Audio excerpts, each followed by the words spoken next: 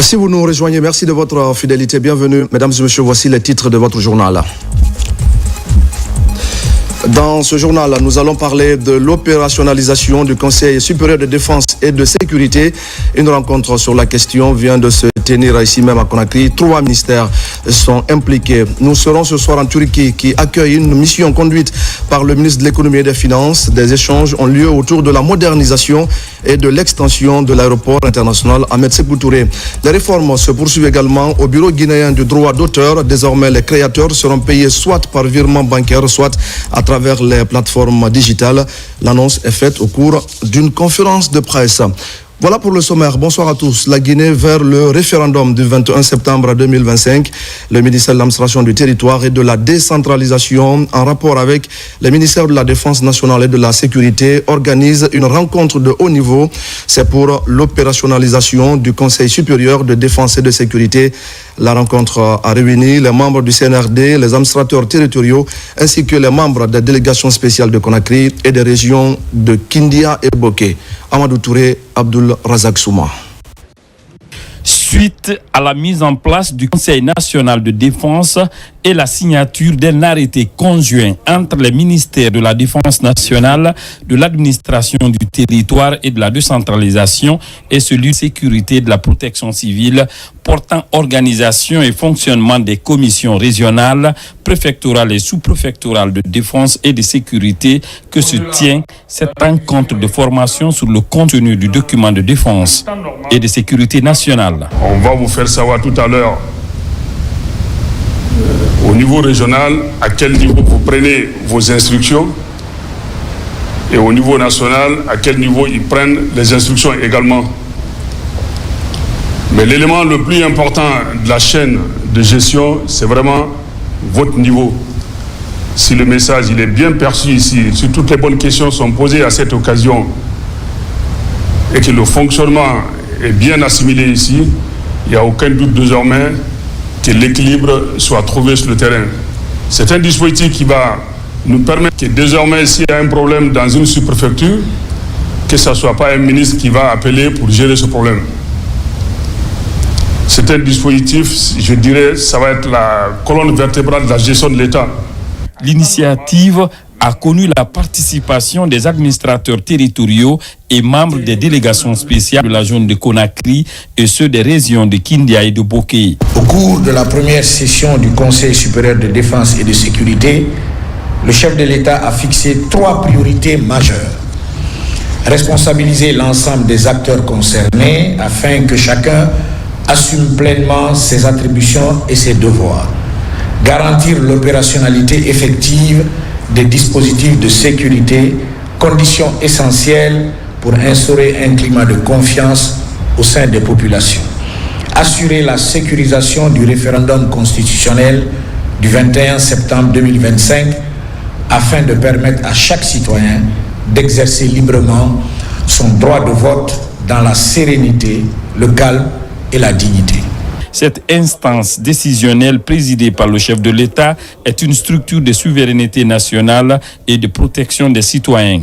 À la veille du scrutin référendaire, le gouvernement veut, à travers ses initiatives, rendre opérationnelle cette institution de sécurité. Le ministre des Affaires étrangères à Bruxelles, une étape importante de cette visite aura été la rencontre entre Dr Maurice Sanda Kouyaté et l'avocat de Mme Aïssatou Doucouré.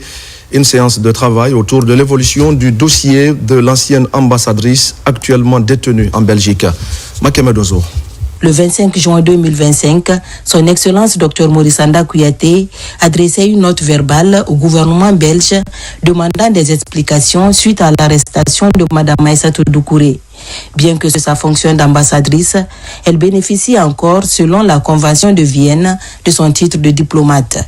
C'est justement ce que vient rappeler le chef de la diplomatie guinéenne, le respect de ce statut. C'est sur instruction express du président de la République, le chef de l'État, le général Mamadi Doumbouya, que je suis ici. Et comme il l'a dit toujours, lorsqu'un Guinéen a des problèmes ou un problème, c'est toute la Guinée qui a ce problème. Nous en avons un. C'est un problème guinéo-guinéen d'abord, avant d'être un problème judiciaire.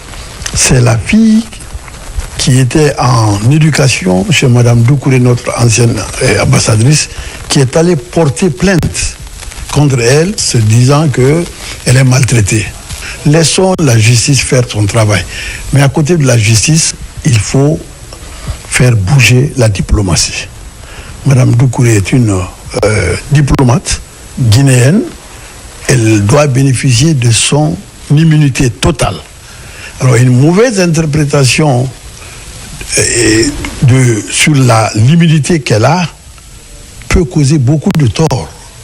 Je suis ici pour être sûr que sur le plan diplomatique, tout se fait dans les normes.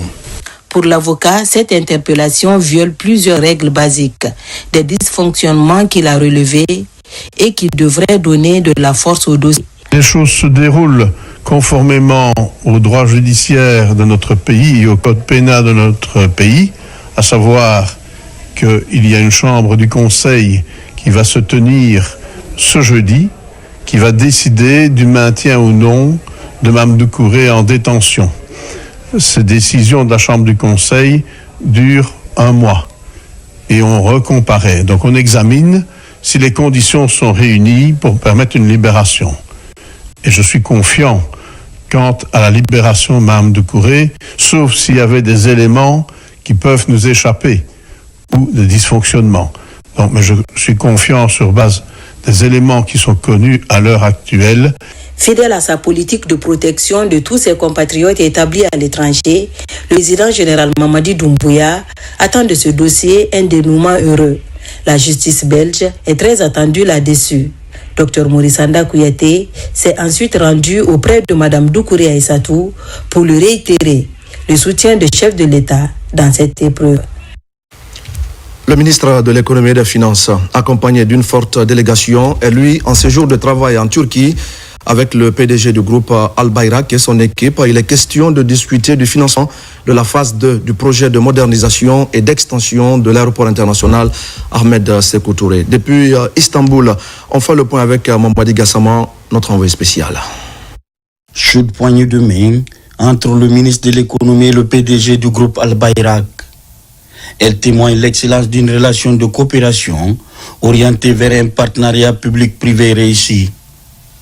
Au cœur des échanges, le financement de la deuxième phase du projet de modernisation et d'extension de l'aéroport international Ahmed Sékou Touré, un chantier majeur qui va renforcer la connectivité et soutenir la croissance économique de notre pays. Il sera question de construire ce qu'on appelle un véhicule entre les deux pays, entre la Soja qui représente l'État guinéen et entre Al Bayrak, donc ça sera en joint venture. Il est important de préciser ce modèle de joint venture. C'est un patrimoine de l'État guinéen, mais qui sera mis en concession d'exploitation. Et cette exploitation, l'État guinéen a également, à travers la Sojiag, a une quotité dans le capital. Donc, c'est l'occasion encore de remercier l'ensemble des partenaires ici présents, l'ensemble des entreprises, Al Bayrak et d'autres entreprises turques qui pourront également, et qui sont appelées à investir dans notre pays, puisque le taux de croissance est l'un des plus élevés en Afrique. En moyenne, ça fait 2% de l'Afrique. Ça fait soit 7,1 en 2025. Donc, il y a des opportunités. Cette étape marque ainsi une avancée significative dans la concrétisation des ambitions du gouvernement en matière d'infrastructures modernes et compétitives. Il n'y a que 10% réalisé dans ce projet dans sa globalité. Donc les 90% qui restent à réaliser, ça constitue la réalisation d'un terminal d'une capacité modulable de 4 millions de passagers par an. Et nous aurons une tour de contrôle qui va en même temps abriter l'agence de navigation aérienne, l'ANA. Et nous aurons aussi un pavillon présidentiel qui est prévu. Et il faut que cette infrastructure réponde aux normes internationales. Une visite sur le site industriel du groupe Al Bayrak a été organisée dans ce sens. L'objectif étant d'inspecter l'usine de tracteurs de la société Timozan, l'usine de moteurs, ainsi que les installations de production de CADEM qui fabriquent des équipements tels que des balayeuses et des bennes à ordures. Au même moment, au Ghana, les élèves du Prytanée militaire de Guinée vivent une expérience exceptionnelle. Entre visites symboliques, cours intensifs d'anglais et moments de partage, ces jeunes cadets acquièrent des compétences essentielles et une nouvelle vision du monde. Une étape cruciale dans cette formation qui les prépare à devenir les futurs bâtisseurs d'une Guinée forte et respectée. Fatoumata Kourma.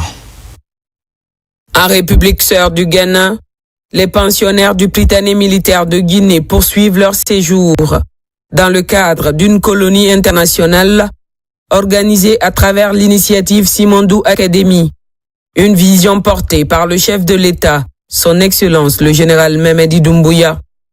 Un séjour qui rime avec découverte, apprentissage et ouverture sur le monde. À Accra, capitale ghanéenne, les jeunes cadets visitent des lieux emblématiques de l'histoire africaine. La porte de l'Étoile Noire au cœur de la place de l'Indépendance rappelle les luttes pour la liberté. Un peu plus loin, le parc commémoratif Kwame Nkrumah rend hommage à l'un des pères fondateurs du panafricanisme. Ici, les élèves mesurent l'importance de la lutte et de la vision pour bâtir une nation forte et respectée. Le parcours les conduit également au château d'Ossou, vestige de la période coloniale, un site chargé d'histoire qui rappelle aux pensionnaires la nécessité de préserver la mémoire pour mieux construire l'avenir. Cette colonie, en plus d'être un voyage culturel, offre aussi aux élèves du Prytanée des cours intensifs d'anglais.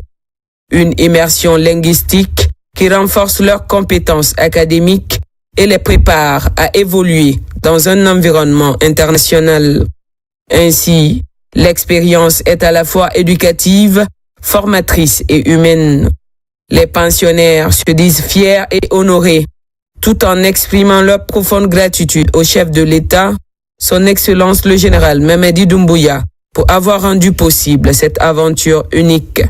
Je suis l'enfant du troupe Olivier Steve, le matricule 035 Bappé, et la classe de 10e année au Prytanée militaire de Guinée. Le Ghana est un pays très accueillant, vu la manière dont on a été accueillis par les guides qui étaient présents.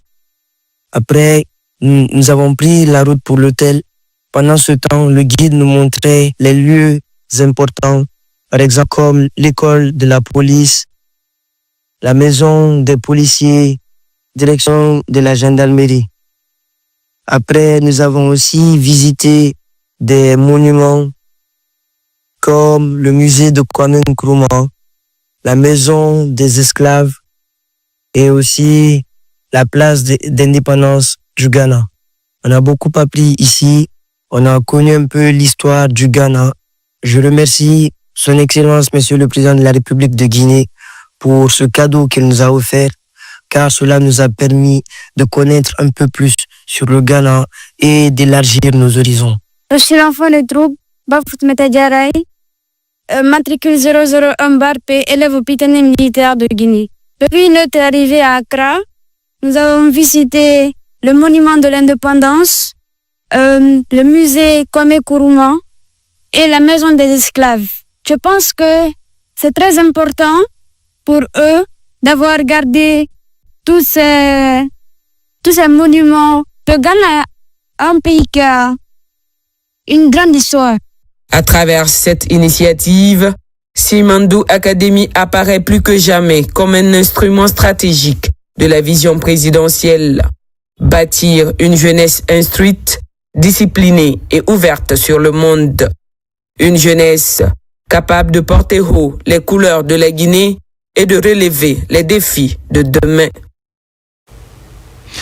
Merci à Fatoumata Kourma. Retour en Guinée et nous allons parler de la lutte contre le crime organisé. Plusieurs institutions nationales se retrouvent pour une formation intensive.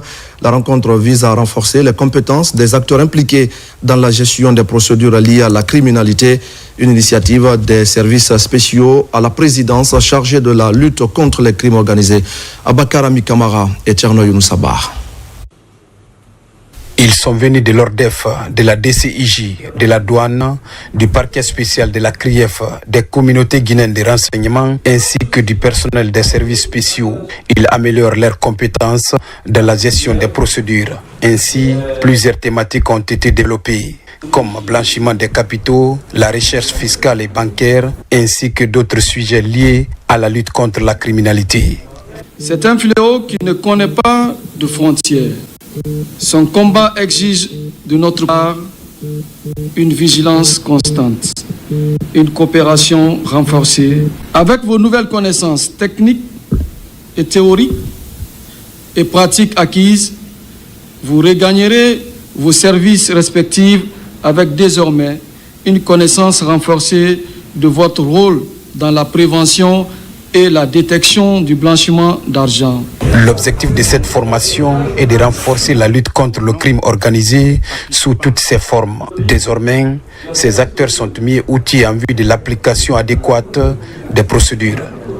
Au nom des participants ici présents à cette présente formation, remercier le secrétaire général à la présidence chargé des services spéciaux et de la lutte contre le crime organisé pour avoir initié cette présente formation qui rentre dans le cadre du renforcement des capacités opérationnelles du personnel de son service. Nous avons désormais la certitude que nous aurons affaire à des procédures bien élaborées qui respectent vraiment toute la procédure en la matière et qui tiennent compte de tous les éléments en la matière. Cette cérémonie de remise de satisfaction aux participants marque la fin de 4 jours d'intenses travaux. Une lueur d'espoir selon le secrétaire général des services spéciaux chargé de la lutte contre le crime organisé, de la lutte contre la montée de la délinquance de la cité. Et pendant ce temps, la pérennité des infrastructures routières et des ouvrages de franchissement représente un enjeu majeur pour le département des travaux publics. Le ministre Laïsekou Kamara s'est rendu au laboratoire Belling situé à Kobaya dans la commune de Lambagny. Une démarche qui s'inscrit dans la volonté de corriger toutes les imperfections liées à la durabilité des infrastructures routières. Abakar Junior Kamara. Le talon d'Achille dans la réalisation des infrastructures routières et des ouvrages de franchissement en Guinée reste et demeure la garantie des travaux. Pour corriger cette imperfection, le ministre des Infrastructures et des Travaux publics exige l'utilisation de laboratoires spécialisés dans les études géotechniques des projets. Déjà, le laboratoire génie civil du groupe Belling est visité par le ministre et mis à contribution. La dernière fois, nous étions à l'Assemblée nationale. La grosse question qui s'est posée, c'était la qualité des ouvrages. Surtout le bitume que nous mettons sur nos routes. Parce qu'il a été observé qu'il y a des routes qui ne tiennent même pas un an après avoir fait le travail. Mais qu'est-ce qui manque? C'est la qualité, le contrôle. Et aujourd'hui, j'ai profité de l'occasion pour visiter un laboratoire où il y a tous les équipements qui peuvent faire le contrôle d'un ouvrage, qui peuvent faire le contrôle d'une route et avoir la qualité qu'on cherche. Donc, ce que nous avons promis, nous allons travailler ensemble et il est vraiment prêt à faire la formation pour nos travailleurs, à faire la formation même pour d'autres bureaux qui existent, des bureaux de contrôle sur place. Ce laboratoire moderne situé à Kobaya, dans la commune de Sonfonia, a fait ses preuves dans la sous-région.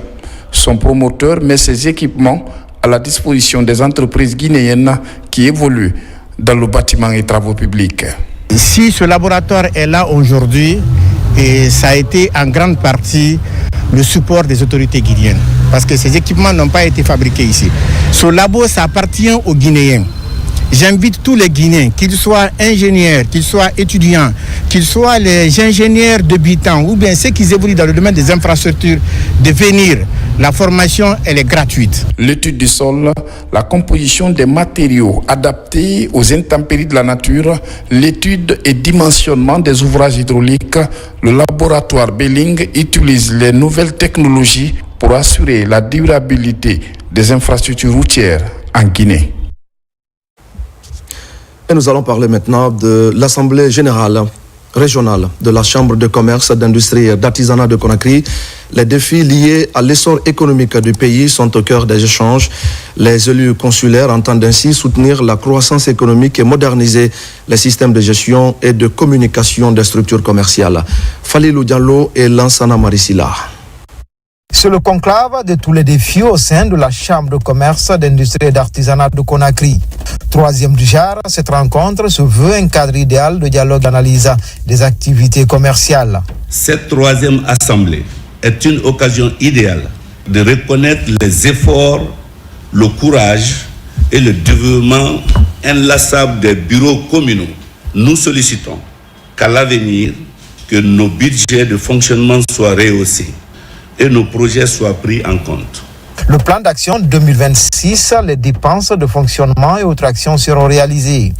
Il s'agit de soutenir la croissance économique et promouvoir les petites et moyennes entreprises locales. Après avoir franchi la phase institutionnelle au cours des 3 premières années, la CCIAG compte amorcer dans un futur non lointain sa phase opérationnelle qui se traduira par la mise en œuvre des offres de services appropriées pour les différentes catégories de ses ressortissants. Vous comprendrez dès lors le bien fondé du lancement des opérations de délivrance des cartes d'adhésion de l'institution qui permettra de disposer d'une base de données fiable, de catégoriser les ressortissants par secteur d'activité et de déterminer les offres de services appropriées pour chaque catégorie. Les chambres régionales ayant pour mission principale de représenter et d'accompagner les entreprises commerciales, industrielles, artisanales et de services dans leur développement et innovation, celle de Conakry a un rôle prépondérant et central, car elle abrite le centre commercial Madina, qui se trouve être le plus grand centre de la Guinée, voire même de la sous-région Ouest-Afrique, et dans la commune de Makan. Ainsi, les élus des cinquantaines de Conakry, du consulaire élargi aux antennes communales, vont passer à revue la note d'information sur les dépenses de fonctionnement. Rappeler le rôle des élus consulaires d'Asiag, une campagne de sensibilisation sur la carte d'adhésion sera également menée. Et voilà qui nous amène à la 4e journée pour la mission diplomatique et économique des hommes d'affaires guinéens aux États-Unis d'Amérique. En première ligne, la Chambre de commerce et d'industrie souhaite installer une représentation consulaire sur place. Des audiences et autres rencontres avec la diaspora guinéenne sont à l'agenda de cette mission. Les images de Daouda Bangoura, Falilou Diallo et Ablé Diallo. C'est une offensive de la diplomatie économique que mènent les opérateurs économiques guinéens du côté des États-Unis. Des audiences et autres rencontres avec la diaspora guinéenne sont au menu. Première étape, chez l'ambassadeur de Guinée à la mission permanente des Nations Unies, où les grandes lignes de cette visite sont annoncées. Nous avons déroulé les grandes lignes de la mission de la Chambre de commerce, la mise en place de la structure consulaire représentante de la Chambre de commerce ici aux États-Unis et de l'implication de la Chambre de commerce de Guinée sur l'identification des compétences de la diaspora guinéenne. En compagnie du patronat guinéen, des échanges ont également eu lieu avec la diaspora guinéenne dans certaines mosquées fréquentées par cette communauté. Sur ces lieux de culte, des messages ont été véhiculés sur l'importance d'investir au bercail pour un retour apaisé. Nous avons été pris à la mosquée où la majorité des fidèles étaient des ressortissants de la Haute-Guinée. Nous avons délivré le message de la Chambre de commerce pour leur expliquer que nous sommes là pour eux. Et tous ont compris le message parce qu'il y a eu beaucoup de malentendus et beaucoup de déceptions par le passé. Mais tous ont compris la mission que nous sommes venus faire et se sont engagés à faire de cette chambre-là la leur. Et ils ont compris effectivement qu'aujourd'hui l'heure est arrivée de mettre cette chambre de commerce pour qu'ils puissent finalement, après de longues années de labeur ici, pouvoir investir chez eux et rentrer pour leur retraite. Cette visite va permettre également d'identifier des compétences pour orienter les investissements au pays, mais également dans l'agenda des rencontres d'affaires avec la Chambre de commerce des États-Unis et Black Americans Chamber sont annoncés. L'Assemblée régionale de la Chambre de commerce, d'industrie et d'artisanat de Kankan est également ouverte. Elle regroupe les hommes d'affaires de la Haute-Guinée pour corriger des dysfonctionnements constatés les années précédentes. Redynamiser le secteur privé pour la stabilité économique sur le plan local est l'enjeu principal de ce rendez-vous. Yamo Kaba. Dans la région administrative de Kankan, l'actualité est marquée par ce conclave des hommes d'affaires. Ils se donnent rendez-vous à Nabaya pour revisiter le bilan de l'année écoulée. Cette assemblée régionale de la Chambre de commerce, d'industrie et d'artisanat corrige des imperfections pour établir une nouvelle feuille de route pour la stabilité économique. Notre priorité d'abord, c'est de mener une discussion d'échange. Et puis le plan d'action 2025 et 2026, ce que la Chambre doit faire. Et puis on va essayer de mener une campagne au niveau des chaque préfectures, même dans les sous-préfectures, pour la sensibilisation à la nouvelle constitution. Et aussi d'encourager les opérateurs économiques à envoyer leurs agents à la banque. Nous sommes là pour superviser et éventuellement contrôler ce qui se dit et ce qui se fait et voir la réalité sur le terrain et aussi porter les nouveaux messages au niveau de la Chambre nationale pour les régions. L'enjeu est d'accroître le développement inclusif durable, capable de générer de la richesse. Désormais, des ambitions communes se rejoignent pour promouvoir le secteur privé. Cette rencontre représente pour nous une belle opportunité de faire part de nos difficultés à nos responsables, afin que des solutions soient trouvées pour assurer le bon déroulement de nos activités sur le terrain. Une visite de terrain pour toucher du doigt l'évolution du futur siège de la Chambre régionale de commerce, d'industrie et d'artisanat de Kankan. Avec un délai d'exécution de 12 mois, le bâtiment illustre l'engagement des autorités pour redynamiser le secteur privé sur le plan local. Et justement, parlant de compétitivité, il faut savoir qu'il existe toujours une disparité énorme entre les États membres de la CEDEAO. Cette semaine donc, les travaux du comité de veille de la compétitivité nationale ont permis d'évaluer les indicateurs de performance. L'ambition est claire, consolider le dispositif de veille stratégique et proposer des ajustements conformes aux standards régionaux et internationaux. Abdul Karim Kamara. Vu les mutations économiques rapides à l'échelle mondiale, il est nécessaire pour chaque pays d'asseoir les bases d'une compétitivité solide. Au ministère de l'Industrie et des PME, l'on trace progressivement les sillons devant rendre la Guinée proactive, résiliente et stratégiquement positionnée. Ici, les membres du comité de veille de la compétitivité nationale sur les indicateurs de performance tiennent leur première session. Le comité permet de statuer trimestriellement sur les indicateurs au niveau national. C'est pour, in fine, permettre à la Guinée de prendre de bonnes décisions avec les membres du comité et impulser des réformes au niveau sectoriel. Des éléments comme le développement économique et celui du capital humain sont débattus dans le souci de disposer d'indicateurs fiables, pertinents et régulièrement actualisés devant orienter les politiques publiques, mobiliser les partenaires et garantir la redevabilité. On ne peut pas projeter un développement quelconque si on n'a pas de données chiffrées. Donc les indicateurs nous permettent de faire état des lieux de notre économie d'une manière générale parce qu'on parle de la compétitivité. Avec la compétitivité, on peut le comparer aux autres et on peut également résister dans un environnement concurrentiel. Notre souhait aujourd'hui, c'est permettre à l'Observatoire d'avoir plus de moyens pour pouvoir en fait élaborer de façon semestrielle des rapports sur l'état de la compétitivité de notre pays. Les indicateurs de performance ont été mis aux 44 membres de ce comité souverain par l'Observatoire national de la compétitivité pays et au terme de la session, le comité fera des recommandations pour des prises de décision au niveau institutionnel. Dans l'actualité encore, le ministère de l'Administration du Territoire et de la Décentralisation, à travers la Direction générale des élections, accélère les préparatifs du référendum du 21 septembre. Les matériels électoraux fraîchement débarqués au port autonome de Conakry sont acheminés vers les régions du pays. Au même moment, plus de 13 000 formateurs renforcent leurs connaissances sur la distribution des cartes d'électeurs. Kerfala Kamara et Abdul Razak Souma. Ces camions à destination de l'intérieur du pays contiennent des matériels électoraux fraîchement débarqués du port autonome de Conakry. Au même moment, les choses s'accélèrent au niveau de la Direction générale des élections dans le conditionnement des kits contenant des cartes d'électeurs pour les régions du pays. Tout est prêt. Tous les isoloirs sont disponibles à Conakry, les urnes également, les kits bleus des bureaux de vote, l'encre indélébile et tout ce qui doit rentrer dans les élections.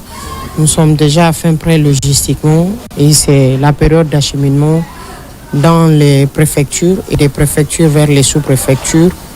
Et à la veille du scrutin, ces matériels seront donnés maintenant au niveau des districts qui vont les acheminer dans les bureaux de vote le jour J. Ce qui va nous permettre rapidement de respecter le délai parce que pour le scrutin référendaire, la distribution est de 15 jours des cartes d'électeurs. Ça, c'est le délai légal. Ça commence J-15 et ça doit se terminer le jour même du scrutin, conformément à la loi spéciale sur l'organisation du référendum à République de Guinée. Parallèlement, la Direction générale des élections lance la formation des formateurs nationaux. Ceux-ci ont pour mission de former d'autres acteurs sur le processus de distribution des cartes d'électeurs. J'invite la population guinéenne. À partir du 6 septembre, chacun doit s'informer auprès du président du conseil de quartier ou de district et de son chef de secteur pour connaître les points de distribution et aller retirer sa carte d'électeur. Qu'au niveau de la Direction générale des élections, le travail s'accélère et est sans répit pour aller vite et bien tout en respectant la date du 21 septembre prochain, jour du scrutin référendaire. Et c'est dans ce contexte que le ministre de la Pêche et de l'Économie maritime a entrepris une tournée dans plusieurs préfectures de la Guinée forestière, Kissidougou, Massanta, Gekedou, Zerekore, Yomou, Lola et Beila. Objectif, promouvoir la paix, l'unité nationale et la cohésion à travers un dialogue franc et direct avec les sages et les différentes communautés. On fait le point dans ce reportage d'Al-Gassim Oubar.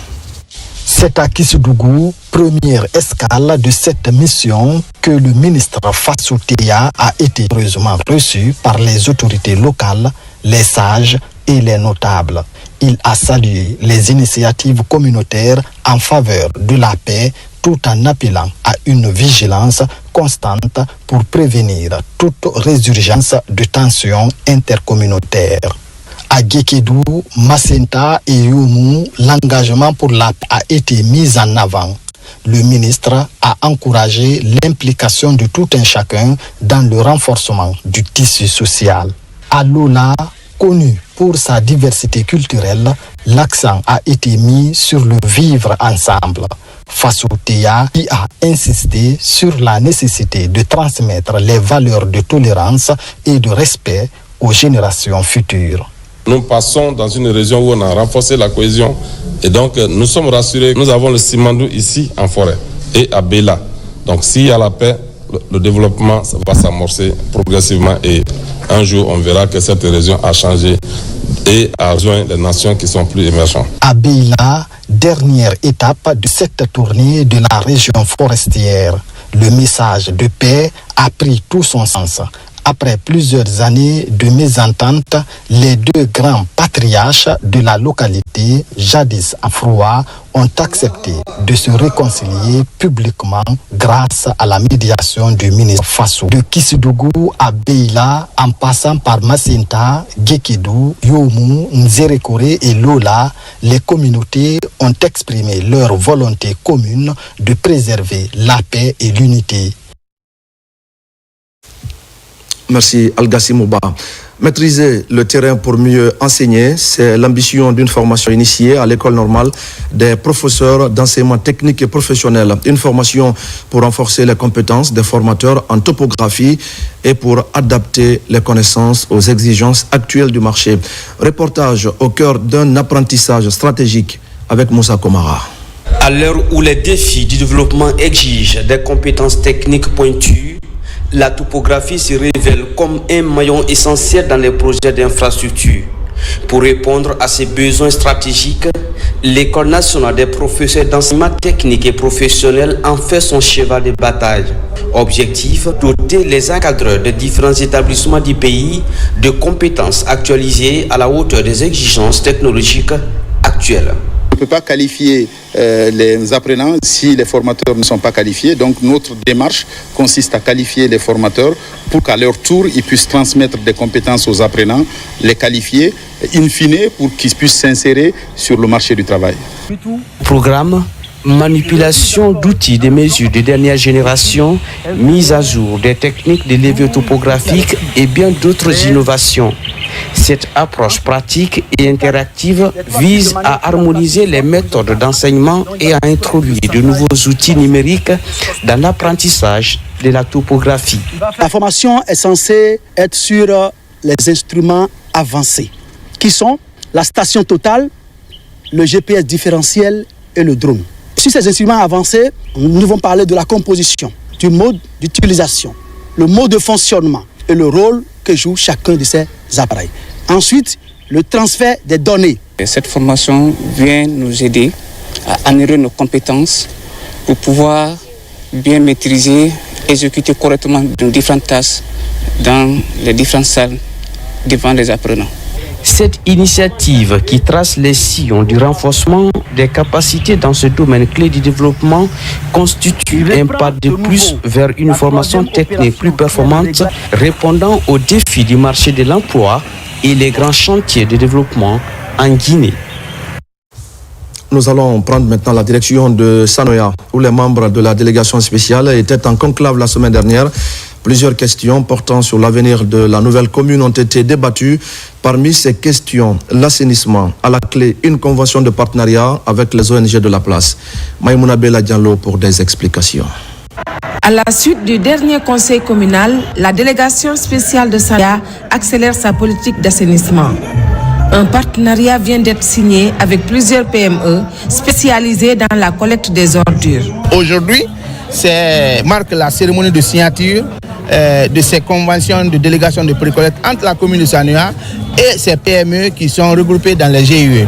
Notre manière d'accompagner aussi ce processus, c'est apporter le minimum de matériel à ces opérateurs privés à travers la commune pour qu'elles puissent faire ce travail.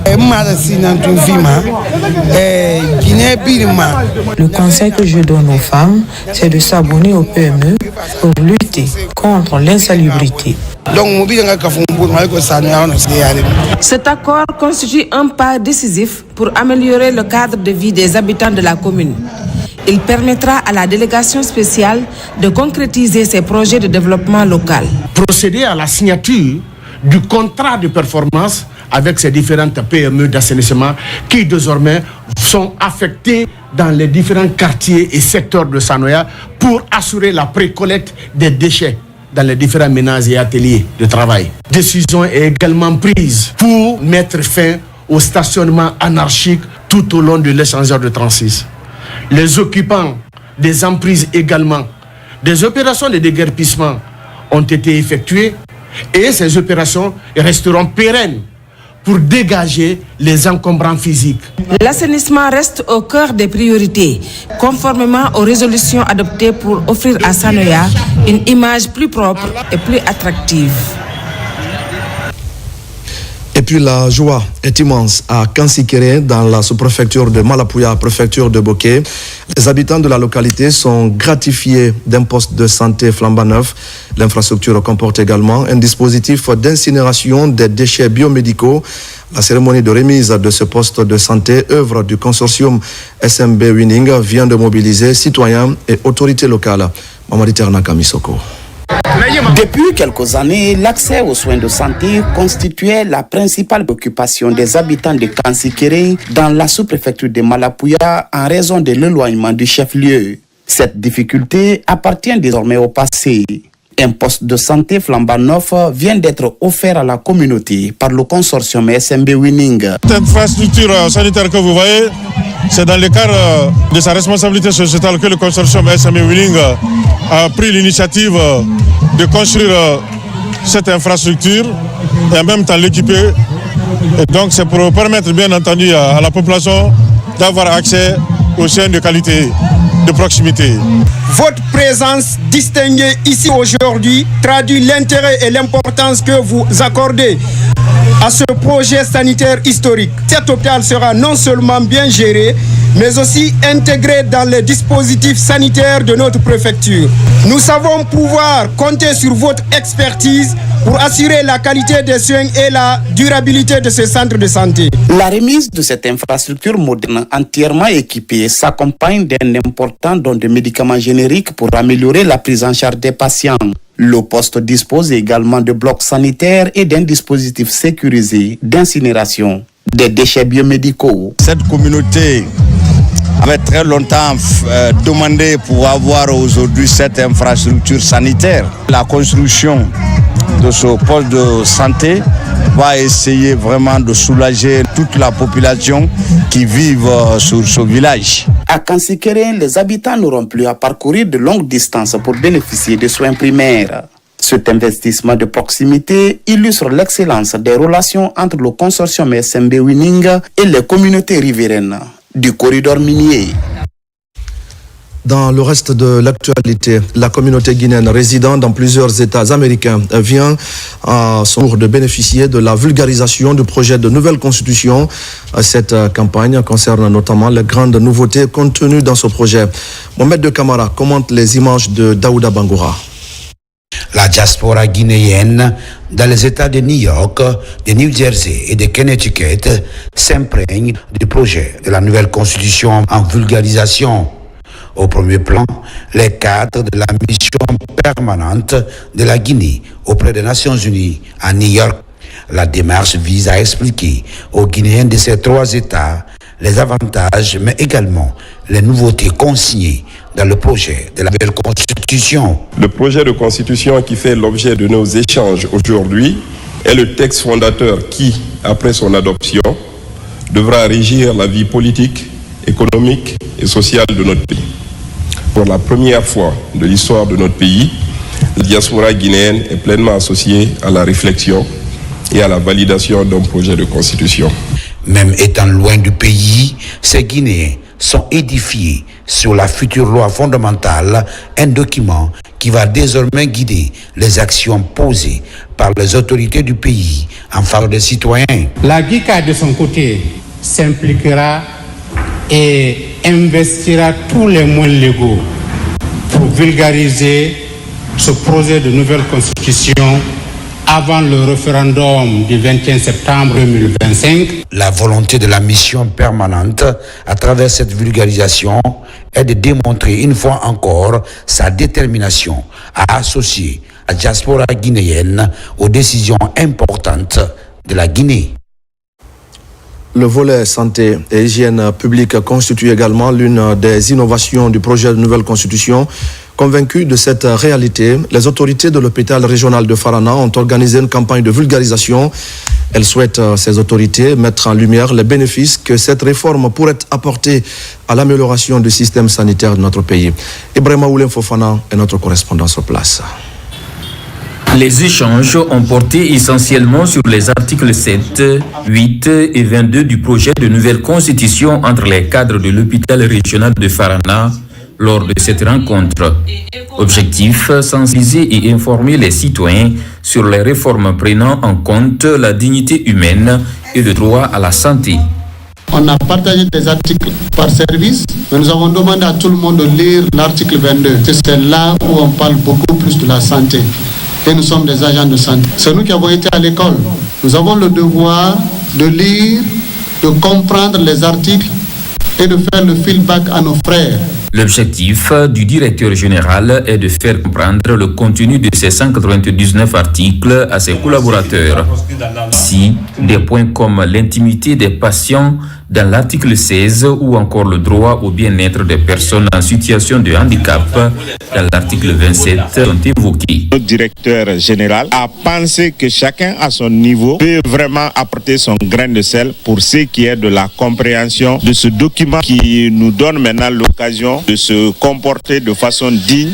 Et nous, on est en train aujourd'hui de transposer ça là dans le cadre de la santé. Il y a un article qui parle de discrimination là-bas entre l'homme et la femme, le stagiaire et son encadreur, ainsi de suite. D'habitude, la femme guinéenne a toujours réclamé l'égalité. Et voici aujourd'hui un point fort de la Constitution aussi nous parle de la même égalité. La lecture des 199 articles et des échanges sur leur contenu ont marqué ce cadre pédagogique à l'hôpital régional de Farana. À Dubreka maintenant, précisément à l'Abaya Tagbe, le sport est utilisé comme un moyen pour vulgariser et promouvoir les échanges autour du projet de nouvelle constitution. Cette approche qui combine tradition et sport est présentée comme une avancée vers une démocratie plus participative, une démocratie qui place donc le dialogue citoyen au centre de la vie publique. Suleiman Diaraya Kamara. C'est sous le signe de l'innovation citoyenne et de l'engagement de la jeunesse que la vulgarisation du projet de nouvelle constitution s'est poursuivie activement à l'Abaya Tagbe dans la préfecture de Dubreka. Autour du sport comme vecteur de communication et d'espace d'échange sur le débat constitutionnel. Il a partagé avec nous le contenu de la nouvelle constitution afin que la population puisse prendre connaissance des lois qui régissent la nation. Bien vrai que c'est symboliquement fait autour d'un événement de football qui a réuni jeunes et adultes. Cette démarche a été renforcée par la présence active des cadres du ministère de l'Environnement, des eaux et forêts, ceux de l'énergie et de l'hydraulique, témoignant de l'importance accordée par l'administration publique aux enjeux environnementaux et à la gestion durable des ressources dans le projet de nouvelle constitution.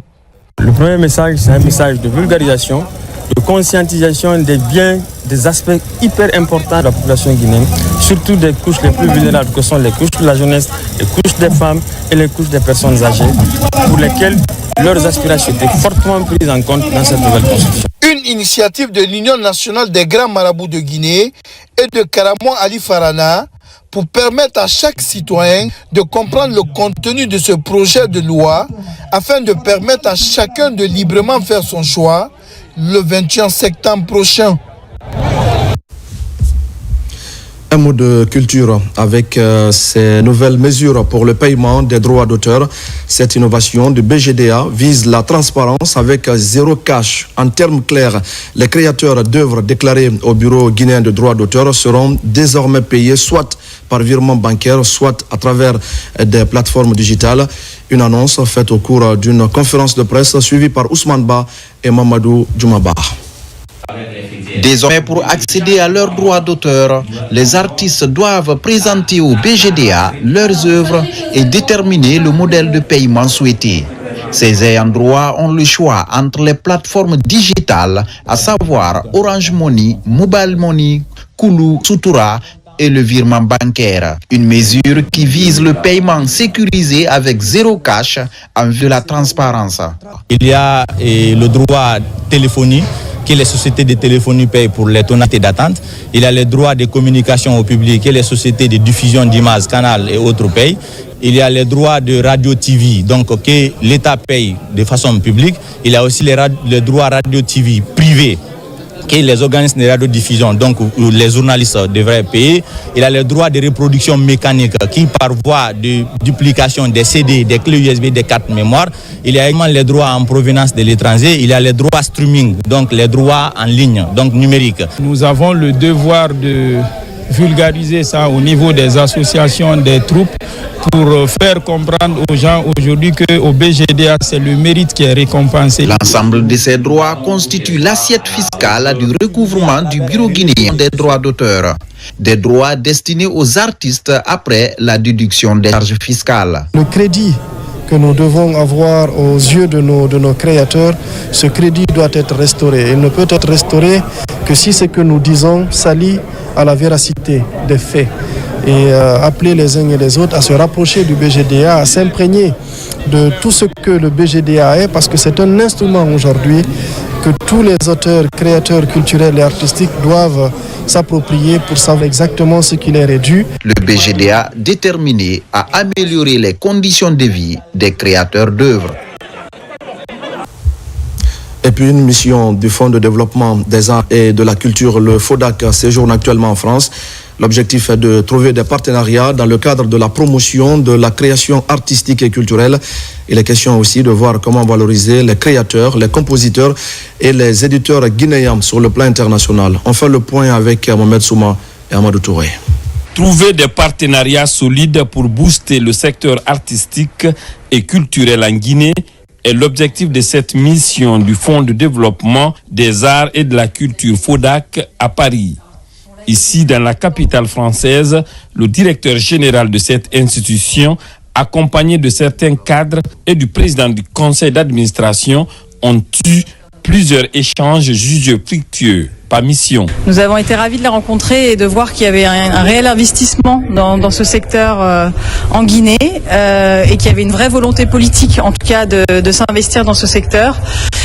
Nous pouvons aussi apporter des financements sous certaines conditions et évidemment avoir un dialogue politique. Et maintenant, il s'agit de développer encore plus nos relations pour être accompagnés techniquement et financièrement sur des activités qui seront choisies en commun accord dans un partenariat gagnant avec cette institution importante en France. Cette démarche est la matérialisation des instructions données par le ministre de la Culture, du Tourisme et de l'Artisanat relatives relative à la promotion des créations artistiques et la valorisation des compositeurs, éditeurs. Nous sommes venus aujourd'hui au niveau de l'OIF et d'autres structures de financement pour pouvoir bénéficier de leur accompagnement financier mais également technique pour le développement de ce secteur qui nous tient tous à cœur. Pour un accompagnement que le président a souhaité pour les artistes, il faudrait savoir que le FODAC aide et promeut tout ce qui est le secteur culturel, artisanal. De la secrétaire générale de l'Organisation internationale de la francophonie OIF à ce tête-à-tête avec la chef de la division lien social à l'Agence française de développement AFD, la mission du FODAC multiplie des partenariats pour accompagner la création artistique et culturelle en Guinée. Et voilà, mesdames et messieurs, c'est la fin de ce journal. Merci à vous de l'avoir suivi, notamment à l'Abbé et à Zérékoré.